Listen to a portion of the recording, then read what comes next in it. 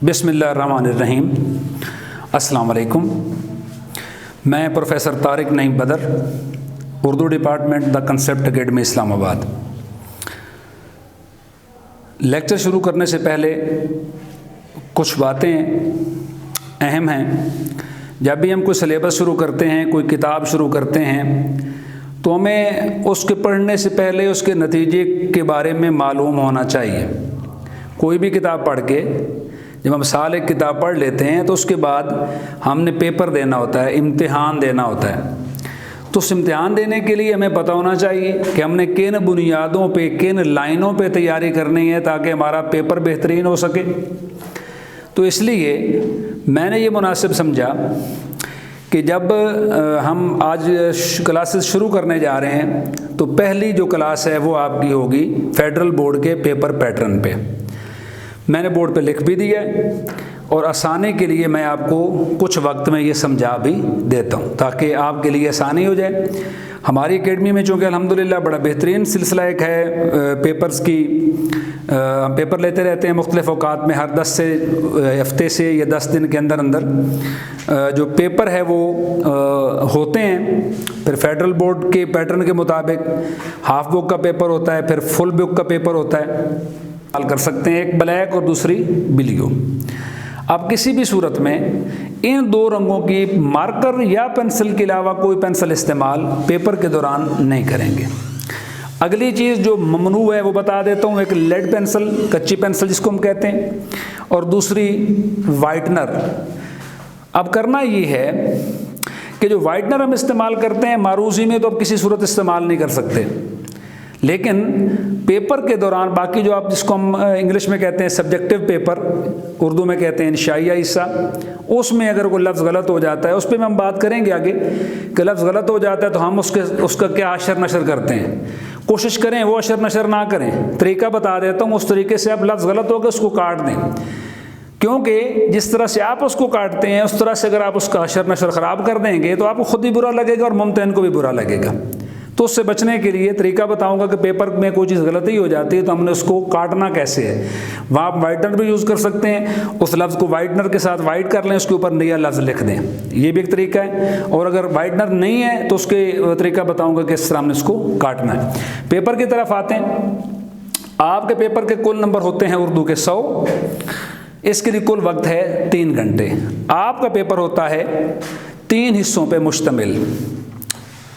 Designing मैंने इसलिए कर रखी है ताकि आपको आसानी हो समझने में।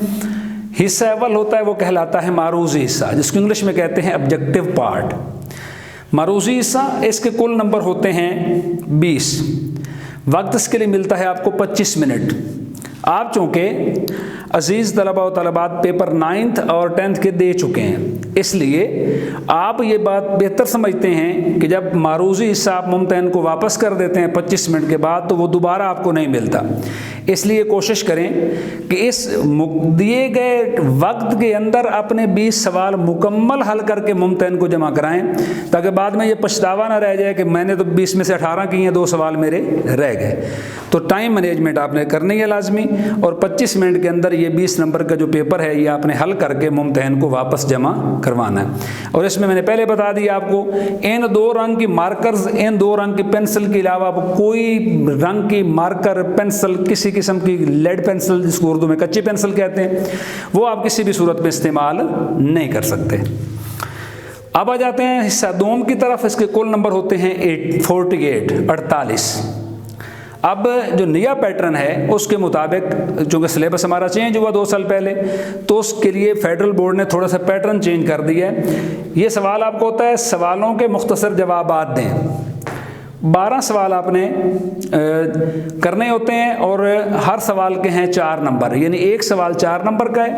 15 सवाल आपको दिए जाते हैं, 3 आप छोड़ सकते हैं, उसके लिए आपके पास ऑप्शन होती है।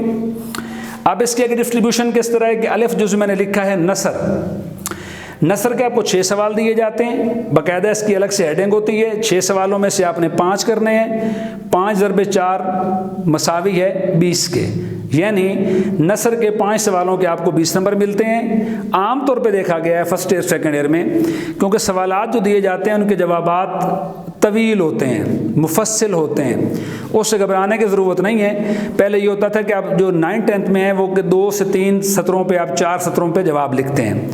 فرسٹ اور سیکنڈ ایئر میں ایسی کوئی پابندی نہیں ہے۔ اگر آپ کا سوال آپ سمجھتے ہیں کہ جو جواب میں نے لکھنا ہے وہ 5 لائنوں پہ 6 پہ چلا جائے گا تو وہ غلطی ممتحن کی، آپ کی غلطی نہیں ہے۔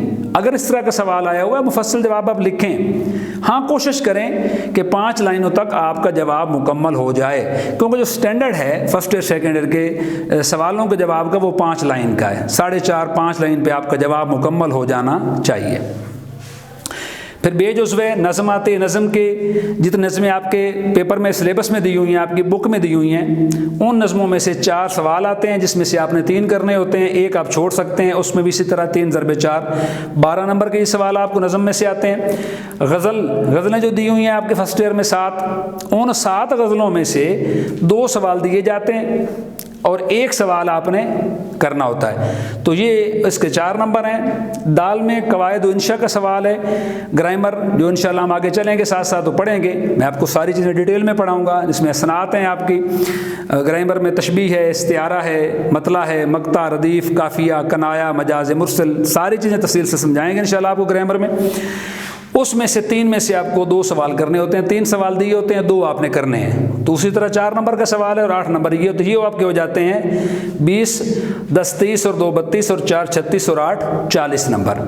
تو جو سوال نمبر 2 ہے وہ ہوتا ہے آپ کا 40 نمبر کا، یہاں 48 لکھے ہوئے ہیں، وجہ بتا دیتا ہوں، 44 نمبر سوری، یہ 44 نمبر ہوتے ہیں، 8 اور 4 12 اور 2 14 44 ہو گئے۔ سوال نمبر 3 چونکہ یہ کل نمبر 48 جو ہیں یہ حصہ دوم کے ہیں، سوال نمبر 3 حصہ دوم میں آتا ہے، یہ تلخیص ہے اور عنوان کے ساتھ آپ نے لکھنی ہے، یعنی آپ کو ایک ایسا پیراگراف دیا جاتا ہے جو 3 سے 4 لائنوں پہ مشتمل ہوتا ہے، آپ نے تلخیص کہتے ہیں مختصر کا، جسے ہم خلاصہ کہتے ہیں، سمپل سی بات ہے، آپ کسی بھی چیز کو 1/3 کر لیں، یعنی آپ کسی چیز کو 3 پہ تقسیم کر دیتے ہیں تو وہ 33% تقریباً نکل آتا ہے، یعنی اگر کوئی پیراگراف 6 لائنوں کا دیا ہوا ہے، آپ نے اس کو مختصر کر کے 1.5 لائن پہ لکھنا ہے، یہ آپ کی کوالٹی ہے۔ جس طرح ہم آگے بات کرتے ہیں کہ ہم تشریح کرتے ہیں، تشریح میں ہم بات کھول کے بیان کرتے ہیں، یا ہم کھول کے بیان نہیں کرتے، یا ہم جو کچھ دیا ہوا ہے اس کو مختصر کر لیتے ہیں،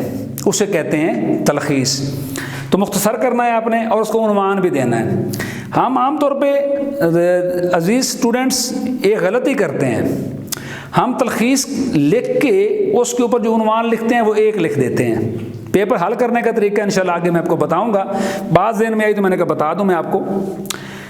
عنوان ہمیشہ اوپر لکھیں، کٹے ہوئے مارکر سے عنوان لکھیں، نیچے تلخیص جو آپ نے کی ہے 1.5 لائن کی، 1.5 لائن سے زیادہ تلخیص کسی صورت نہیں کرنی ہے، 1.5 لائن سے اوپر آپ کی تلخیص نہیں ہونی چاہیے۔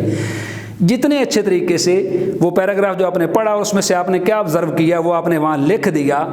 اور اگلی بات یہ بتا دوں، تلخیص کے لیے جو پیراگراف دیا جاتا ہے وہ آپ کی بک میں سے نہیں ہوتا، وہ آؤٹ آف سلیبس آتا ہے، یہ بات ذہن میں رکھنی ہے۔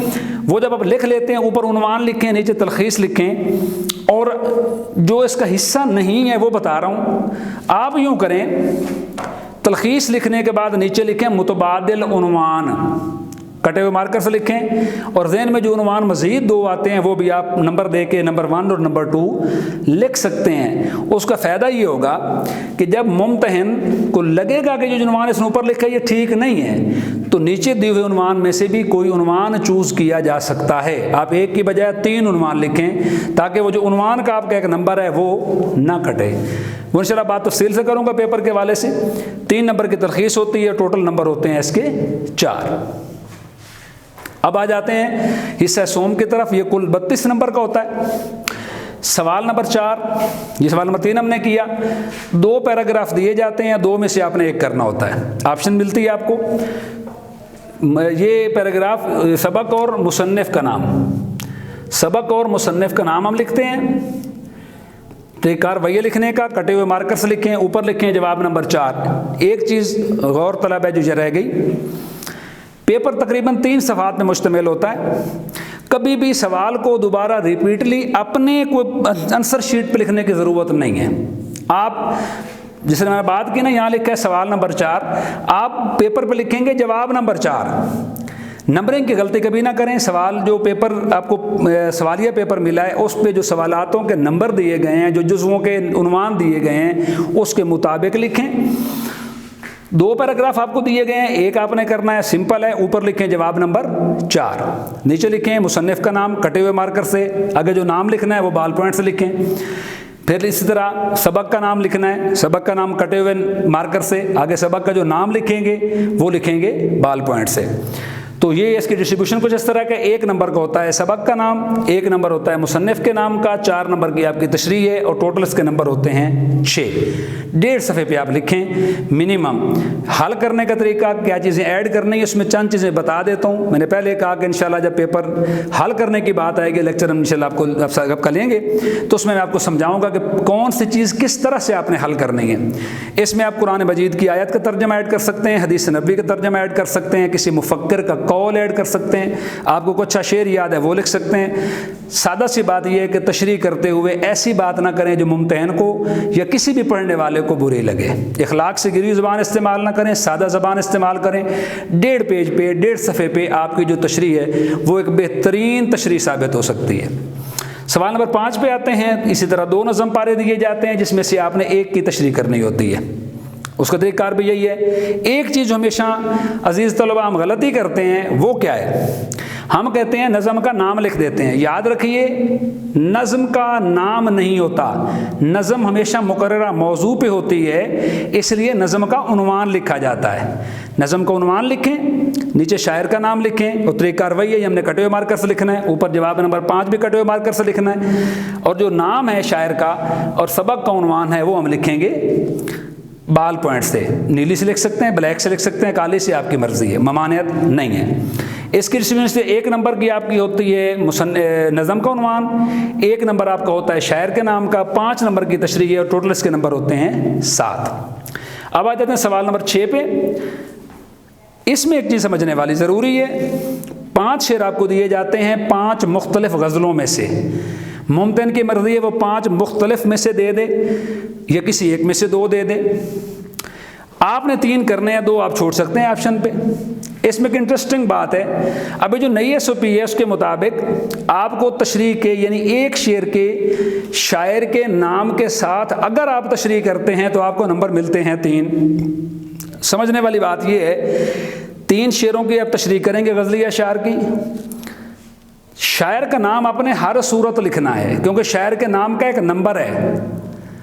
मज़े की बात यह है वो नंबर इन 3 में इंक्लूड है। 3 नंबर की तशरीह के साथ आप अगर शायर का नाम नहीं लिखेंगे तो आपका इन 3 में से 1 नंबर कट जाएगा। पॉइंट की बात यह है कि अगर आप ये नहीं लिखेंगे तो यहाँ से नंबर कट जाएगा, लेकिन लिखेंगे तो इसमें से आपका नंबर शामिल नहीं है। 3 नंबर तशरीह के हैं, 3 गज़लिया। आप इसको यूँ कह लें कि 3 में से 2 नंबर तशरीह के हैं और 1 नंबर शायर के नाम का। इस तरह आप आसान कर लें, लेकिन बोर्ड के पैटर्न में इस तरह की कोई डिस्ट्रीब्यूशन मौजूद नहीं है।